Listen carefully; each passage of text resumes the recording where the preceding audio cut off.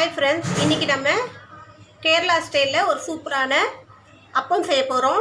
இது நான் இட்லி மாவு வச்சு செஞ்சுருக்கேன்.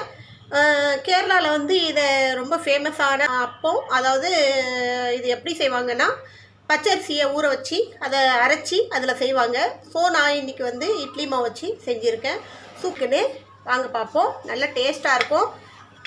குழந்தைங்களும் சரி பெரியவங்களும் சரி விரும்பி சாப்பிடுவாங்க.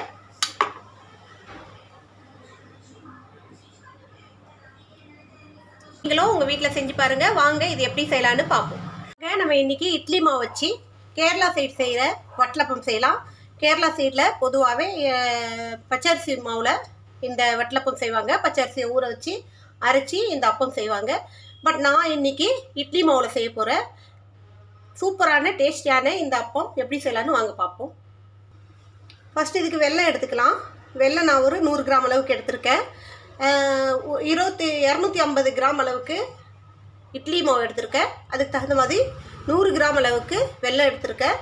அப்புறம் கொஞ்சம் இனிப்பாக இருந்தால் நல்லாயிருக்கும். ஸோ மாவு நான் முதல் நாள் அரைச்ச மாவு தான் எடுத்திருக்கேன். ரொம்ப பழைய மாவு எடுக்கக்கூடாது. அதுக்காக புது மாவு அன்றைக்கே அரைச்ச மாவு எடுக்கக்கூடாது. முதல் நாள் அரைச்ச மாவு எடுத்துக்கலாம். நான் நைட்டு அரைச்ச மாவு இப்போ எடுத்திருக்கேன். ஸோ இது சில பேர் 2 நாளைக்கு முன்னாடி 3 நாளைக்கு முன்னாடி அரைச்ச மாவெல்லாம் வச்சுருப்பாங்க. அதெல்லாம் செய்யக்கூடாது. இப்போ இதை நம்ம அரைச்சி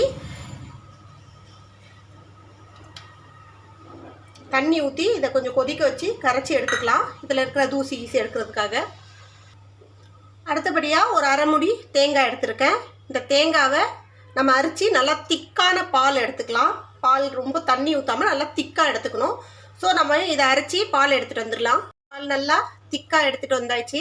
அதே போல் வெல்லமும் கொஞ்சோண்டு தண்ணி ஊற்றி கரைச்சிக்கணும். நிறைய தண்ணி ஊற்றி கரைக்கக்கூடாது. கரைச்சாச்சு. இப்போ எல்லாத்தையும் இதை ஒன்றா மிக்ஸ் பண்ணிக்கலாம்.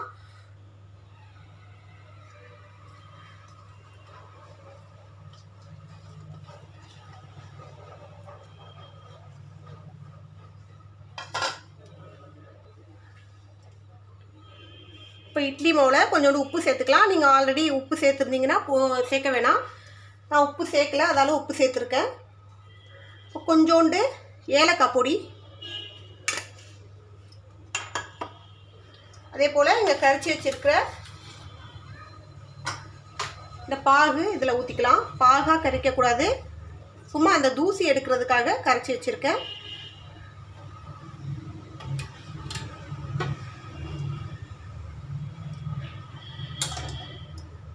இப்போ இந்த பால் நல்லா திக்காக எடுத்துருக்கேன் பாருங்கள். பால் நல்லா இந்த அளவுக்கு நல்லா திக்காக இருக்கணும். இது எல்லாத்தையும் ஒன்றா நம்ம நல்லா மிக்ஸ் பண்ணிக்கலாம். ஃபஸ்ட்டு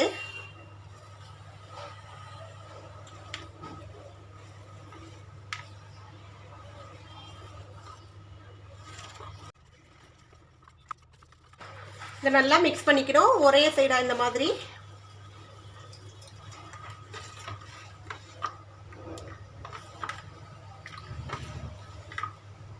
இப்போ இந்த மிக்ஸ் பண்ண மாவை இந்த மாதிரி ஒரு கிண்ணமோ இல்லை உங்களாண்ட மோல்டு இருந்துச்சுன்னா மோல்டாக எடுத்துக்கோங்க.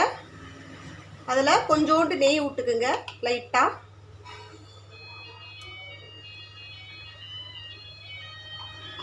எண்ணெய் கூட நீங்கள் அந்த க்ரீஸ் பண்ணிக்கலாம். பட் எண்ணெய் க்ரீஸ் பண்ணோன்னா சில எண்ணெய் கசடா அடிக்கும். ஸோ அதால் அது நல்லா டேஸ்ட்டு நல்லா இருக்காது. ஸோ நெய் என்ன ஸ்வீட்டுக்கு நெய் தான் மெயின். அதால் நெய் இருந்துச்சுன்னா நெய் நல்லா க்ரீஸ் பண்ணி விட்டுக்குங்க.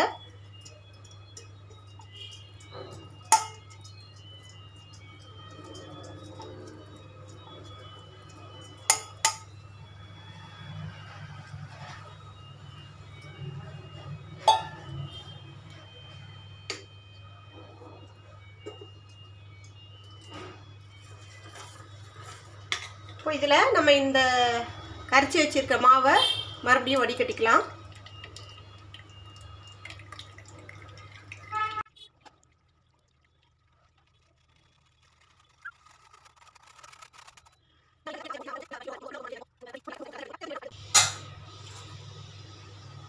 இப்போ நம்ம இந்த மாதிரி ஃபாயில் கவர் போட்டு இல்லை மூடி ஏதாவது மேலே கவர் பண்ணுற மாதிரி மூடியை போட்டு டைட்டாக மூடிக்கிங்க. ஏன்னா அதில் உள்ள தண்ணி இனி ஏதாவது இறங்கிடக்கூடாது.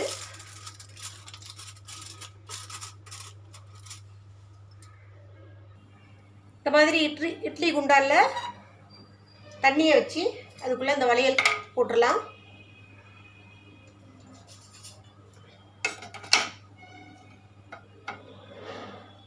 தண்ணி கொஞ்சம் சூடு வரட்டும்.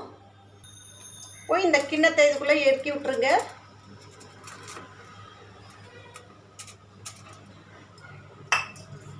இதை க்ளோஸ் பண்ணி விட்டுலாம். இப்போ இது ஒரு 20 நிமிஷம் வரைக்கும் லோ ஃப்ளேமில், அதாவது ரொம்ப லோவும் இல்லாமல் ரொம்ப ஹையாக இல்லாமல் மீடியம் ஃப்ளேமில் வச்சு இதை வேக வைக்கலாம். ஸோ 20 நிமிஷம் கழித்து நம்ம எப்படி இருக்குன்னு பார்ப்போம். போய் இது வெந்துச்சான்னு பார்ப்போம்.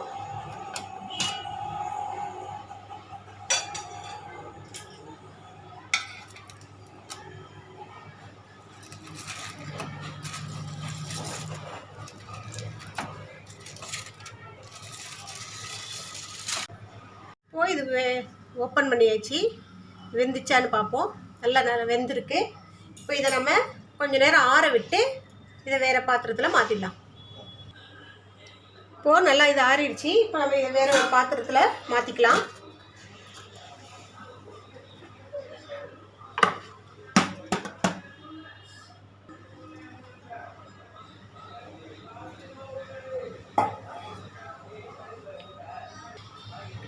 சூப்பராக நம்ம கேரளா சைடில் வர வட்டலப்பம் சூப்பராக வந்திருக்கு.